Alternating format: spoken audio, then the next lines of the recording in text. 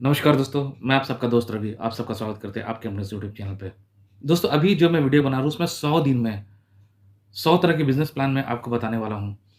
अगर आप बिज़नेस करना चाहते हैं, छोटा-मोटा स्टार्टअप स्टार्ट करना चाहते हैं, तो ये सब वीडियो आपके लिए बहुत हेल्पफुल हो सकती है। असल में दोस्तों इस बिज़नेस सीरीज़ की बनाने का मेन रीज़न क्या है कि आज के डेट में मैक्सिमम लोगों के पास में जॉब नहीं है। कुछ लोग जॉब करना चाहते हैं लेकिन उनके हाथ में जॉब नहीं है।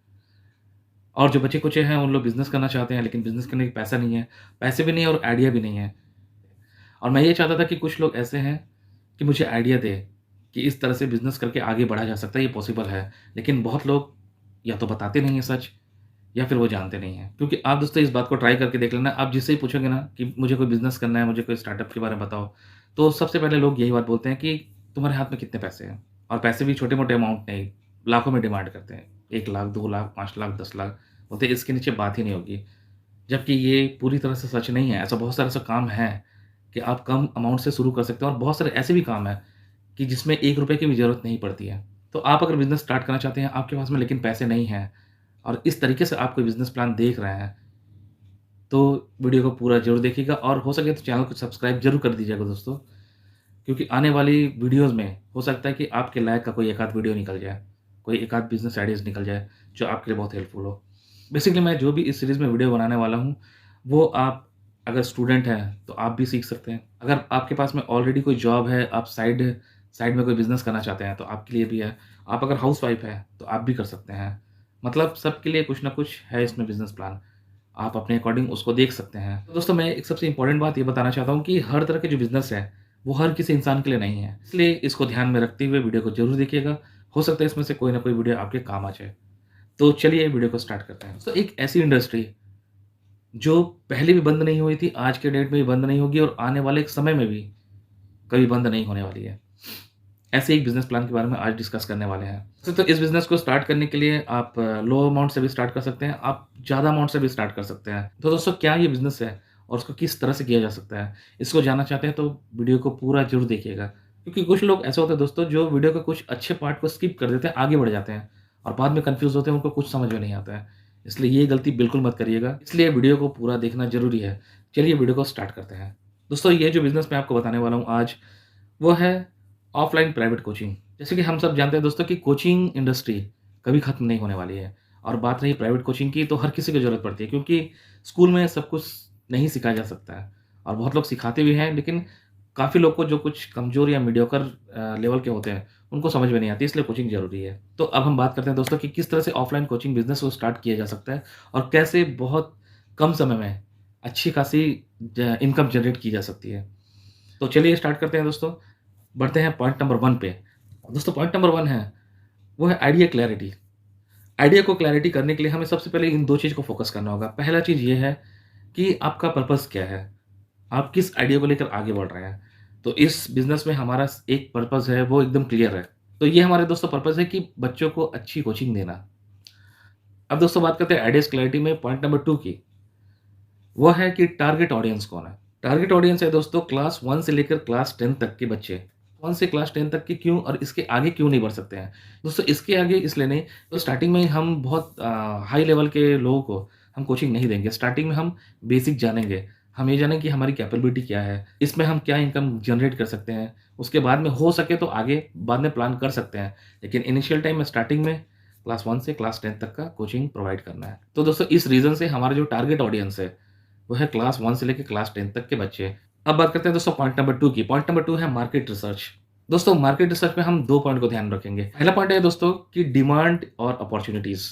दोस्तों बात करते हैं डिमांड की, तो डिमांड तो बहुत ज़्यादा है क्योंकि कोई भी इंसान, चाहे वो कोई गरीब हो या कोई अमीर इंसान हो, वो अपने बच्चों को कोचिंग ज़रूर प्रोवाइड करता है।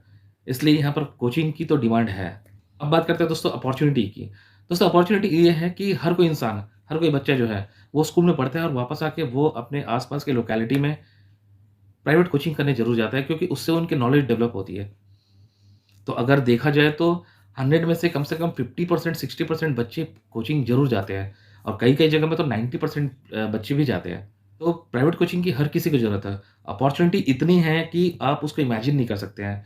आप जितना ज़्यादा सामने वालों को अच्छा कोचिंग प्रोवाइड करोगे, अच्छी फैसिलिटी प्रोवाइड करोगे, उतना ही आपकी कोचिंग की बढ़ोतरी होगी, उतना ही ज़्यादा आप इनकम जनरेट कर सकते हैं। अब हम बात करते हैं दोस्तों मार्केट रिसर्च में सेकंड पॉइंट की। सेकंड पॉइंट है दोस्तों कॉम्पिटिटर।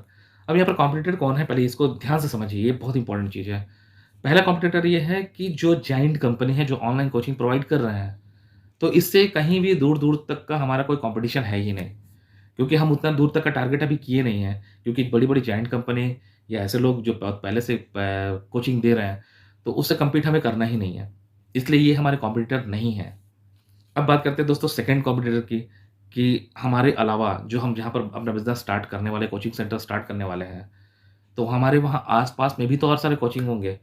तो लोग वहाँ पर नहीं जाके हमारे पास क्यों आएँगे? जितने भी हम आस-पास के प्राइवेट कोचिंग देखते हैं ना, सब एक अपना अलग-अलग कोचिंग सेंटर बना के रखा हुआ है, या कोई बहुत सारे ऐसे लोग हैं जो इंडिविजुअल घर-घर जाके कोचिंग प्रोवाइड करते हैं, या बहुत लोग कोचिंग सेंटर डालते हैं, लेकिन उसके अलावा बहुत कम स्टूडेंट उन लोगों के पास में। तो ये सब बटी हुई है, सब अलग-अलग है।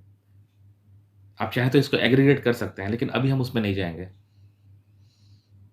अभी ये हमारे कॉम्पिटिटर है छोटे-छोटे जो है कोचिंग सेंटर। अब बात करते हैं दोस्तों पॉइंट नंबर 3 की, वो है बिज़नेस प्लान। दोस्तों बिज़नेस प्लान में जो पहला पॉइंट है वो है फाइनेंशियल प्रोजेक्शन। इसमें हमें ये ध्यान देना होगा दोस्तों कि हम कितने रुपए यहाँ पर इन्वेस्ट करने वाले हैं, हमारे किस जगह पर कितने पैसे लगने वाले हैं। तो हम उसी जगह पर पैसे डालने वाले हैं जहाँ पर हमें बहुत इम्पोर्टेंट है। जैसे स्टार्टिंग में मैं बोलता हूँ कि स्टार्टिंग में दोस्तों हम एक रूम से स्टार्ट करते हैं। बहुत बड़ी नहीं, बहुत छोटी सी रूम, जिसकी रेंट अप्रॉक्सिमेटली होनी चाहिए वही 5 से 6,000 7,000, मतलब 5 से लेके 10,000 के अंदर में। ताकि अगर 20 बच्चों को भी आप पढ़ा पाओ ना, तो भी कोई इश्यू नहीं है स्टार्टिंग में। तो हम यहाँ से अपना काम स्टार्ट करते हैं। एक घर को हम रेंट पे लेते हैं। रेंट अराउंड मान के चलता हूँ मैं 7 से 8,000 रेंट पर मिल रही है, उसको लेते हैं। इसके बाद में अगर आप कोचिंग देते हैं तो आपकी मर्ज़ी है, लेकिन मैं यहाँ पर ये सजेस्ट नहीं करूँगा। मैं ये सजेस्ट करूँगा कि आप यहाँ पर खुद इन्वॉल्व मत हो, बल्कि टीचर को इंट्रोड्यूस करो। इससे आपको बहुत फ़ायदा होने वाला है, वो आप आगे समझेंगे। ये हमारी स्टार्टिंग फ़ेज़ है दोस्तों, तो हम स्टार्टिंग में एक ही टीचर रखेंगे और वहाँ से देखते हैं कि हमें क्या मुनाफ़ा हो रहा है, क्या रिस्पॉन्स मिल रही है। उसके बाद में हम आगे का बिज़नेस प्लान करने वाले हैं। तो मैं मान के चलता हूँ कि एक रूम लिए 8,000 और एक टीचर के लिए। तो दोस्तों अब यहाँ पर हमने एक कोचिंग सेंटर के लिए एक टीचर को हायर कर लिया। टीचर नॉर्मल हो तो भी ठीक है, लेकिन एक बात जो इम्पोर्टेंट चीज़ है वो ये याद रखिएगा, कोई भी टीचर बहुत हाई लेवल का जो ज़्यादा प्राइस आपसे माँग रहा होगा, उसको हायर मत करिए। उसको हायर करने के अलावा ऐसे बहुत सारे स्टूडेंट लेवल के टीचर मिल जाएँगे आपको, जो हाल ही में ग्रेजुएट पास किए होंगे, जिसके पास में जॉब नहीं है, वो जॉब करना चाहते हैं, बिज़नेस आइडियाज़ उनके पास में नहीं है। ऐसे लोगों को करिए। ऐसे लोगों में कोई अच्छा टीचर होगा, उससे आप कन्विंस कर सकते हैं, उसको आप कन्विंस कर सकते हैं। तो दोस्तों यहाँ पर आपको 75-25% हिस्सेदारी करनी पड़ेगी। वो भी आपके सब कुछ एक्सपेंसेस निकालने के बाद में, क्योंकि मेन रीज़न ये है दोस्तों, जब कोई टीचर ट्यूशन पढ़ा रहा है, पढ़ाने के बाद में उसको ज़्यादा पैसे मिलने चाहिए। तो आप कोशिश करिएगा सामने वाले को 75% देने की, आप सिर्फ 25% रखिए। इसके पीछे का रीज़न क्या है, आप कहीं से लॉस नहीं होंगे, वो आगे पता चलेगा कैसे? क्योंकि आप यहाँ पर एक के ऊपर में ट्रायल कर रहे हैं। अगर वो चल गई तो आगे काम आ जाएगी। तो दोस्तों स्टार्टिंग में मान के चलो आप 20 स्टूडेंट्स रखते हो और इस तरीके से आप 2 टाइमिंग क्लास चला सकते हैं। 20-20 अगर स्टूडेंट रहा तो 40 स्टूडेंट्स। अगर मैं एक स्टूडेंट के ऊपर में ₹1000 भी चार्ज करूँ तो भी आपको 40,000, चलो उतना नहीं मिलता है, और भी 10 कम कर लीजिए, 30,000 आपको मिल रही है। तो उसमें से आपके जो एक्सपेंसेस लग रहे हैं, जो घर के किराया वगैरह, उसको साइड कर दीजिए, 10,000 वहाँ चले गए, फिर भी बचा 20,000। 20,000 में दोस्तों 75% टीचर को दे दीजिए, 15,000, बचा आपका 5,000। दोस्तों यहाँ पर आपके पास बचा ₹5,000।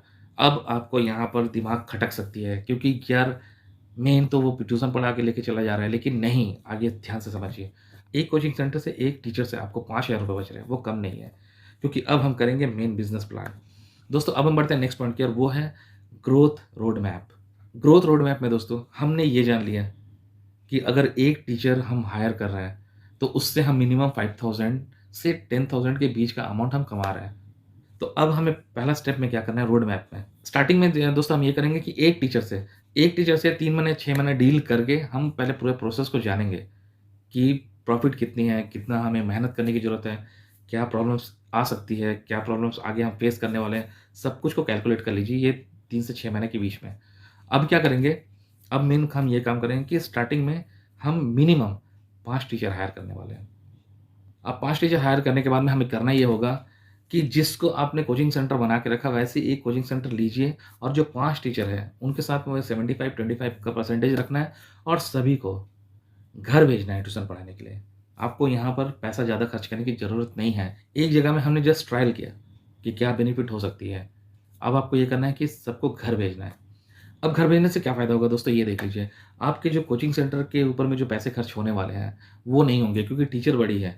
तो बढ़ते साथ में स्टूडेंट भी बढ़ेंगे, तो आपको और ज़्यादा बड़ा घर लेने की ज़रूरत पड़ेगी रेंट पर। तो उसमें आपका बहुत सारा पैसा चला जाएगा। वहाँ भी करेंगे इन्वेस्टमेंट, लेकिन बाद में। स्टार्टिंग में हमने एक जगह ट्राई किया, उसके बाद 5 टीचर को बात किया, करके हम होम कोचिंग प्रोवाइड करने वाले हैं।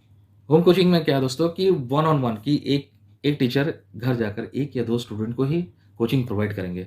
इसमें क्या बेनिफिट है दोस्तों कि आज के डेट में 1 से 2 घंटे की कोचिंग होती है। 2 घंटे भी नहीं जाती, 1 से डेढ़ घंटे की। तो एक-एक टीचर अगर चाहे तो 1 दिन में कम से कम 5 ट्यूशन वो कोचिंग प्रोवाइड कर सकता है, स्टूडेंट के घर में जाकर। एक टीचर दोस्तों 5 को कोचिंग प्रोवाइड कर रहे हैं 1 दिन में। उसके बाद में अगला दिन में फिर 5 को। वो इसलिए क्योंकि अल्टरनेट रखेंगे, 1 दिन छोड़-छोड़ के। तो एक दिन 5 ट्यूशन कोई अलग लोगों को पढ़ा रहे हैं, नेक्स्ट डे 5 कोचिंग किसी अलग लोगों को पढ़ा रहे हैं। मतलब एक टीचर 10 लोगों का हैंडल कर रहा है, घर जाकर। स्टूडेंट से अगर उनको 1000 से 1500 रुपए मिल रहे हैं, क्योंकि घर जाके पढ़ाएँगे तो और ज़्यादा पैसा मिलता है। तो यहाँ पर मान के चलता हूँ मैं 1500, 1200 से 1500 तक का एक स्टूडेंट से चार्ज कर रहे हैं। तो इसमें क्या, एक स्टूडेंट से आप 1500 अगर ले रहे हैं, तो 10 स्टूडेंट से 15,000। वैसे ही करके जो 5 लोगों को, तो 75,000 आ रही है। तो चलो हम 5 लोगों को बाद में कैलकुलेट करते हैं, पहले एक से समझते हैं। तो यहाँ पर क्या है कि 15,000 आ रही है। 15,000 में आपका पैसा कुछ नहीं लगने वाला वहाँ पर। सिर्फ़ आप कोचिंग पकड़ रहे हैं और सामने वालों को दे रहे हैं। आपका 25 का वो परसेंटेज है। तो 15,000 में से आपका 25% वहाँ पर मार्जिन आता है डायरेक्ट। ये एप्रोक्सिमेटली 4,000 के आस-पास का अमाउंट रहेगा। एक टीचर से, वो भी क्या, आपने बिल्कुल भी मेहनत नहीं की। उसी तरह आप 5 टीचर को कोचिंग प्रोवाइड कर रहे हैं, तो अगर 4,000 करके मिल रही है, तो 5 टीचर से 20,000, वो भी बिना कुछ मेहनत किए। और एक जगह तो आपकी कोचिंग ऑलरेडी चल रही है, वहाँ से 20 है। दोस्तों ये ग्रोथ मैप का पहला स्टेप था। उसके बाद हम आते हैं सेकंड स्टेप में।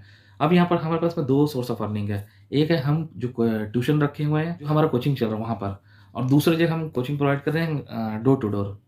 तो ये 2 हमारी सोर्स ऑफ इनकम जनरेट हो चुकी है। ठीक इसी प्रोसेस से जितना स्टूडेंट चाहे उतना हम इंक्रीज़ कर सकते हैं, और जितना अर्निंग चाहे उतना हम अर्निंग कर सकते हैं। तो वीडियो अगर अच्छी लगे तो प्लीज़ इस वीडियो को लाइक शेयर एंड सब्सक्राइब जरूर करिएगा। मिलते हैं नेक्स्ट वीडियो में, तब तक के लिए जय हिंद, वंदे मातरम।